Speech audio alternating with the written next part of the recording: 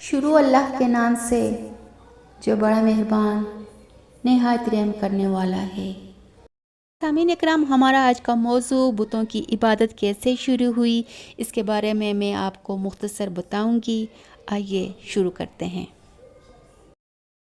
امام بخاری نے اس آیت مبارکہ کی تفسیر میں ذکر فرمایا اور کہنے لگے، اپنے معبودوں کو ہرگز نہ چھوڑنا، ود اور سوا اور یاغوث اور یعوق اور نصر کو بھی ترک نہ کرنا۔ امام ابن جریر نے اپنی تفسیر محمد بن قیس سے روایت کی ہے۔ انہوں نے فرمایا، یہ حضرت آدم علیہ السلام اور نوح علیہ السلام کے درمیان کے زمانے کے اولیاء اکرام تھے۔ ان کے کچھ پیروکار تھے جو ان کے طریقے پر چلتے تھے۔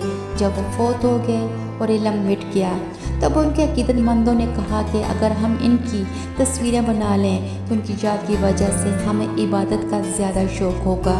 انہوں نے ان کی تصویریں بنا لی۔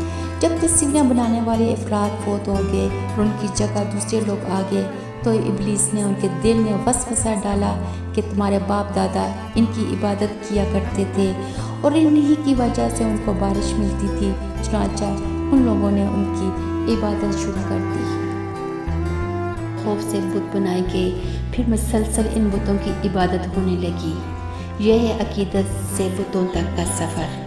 سامعین اکرام، اللہ تعالی ہم سب کو سیدھے راستے پر چلنے کی توفیق عطا فرمائے۔ اپنا بہت سا خیال رکھیے گا۔ جزاک اللہ خیر فار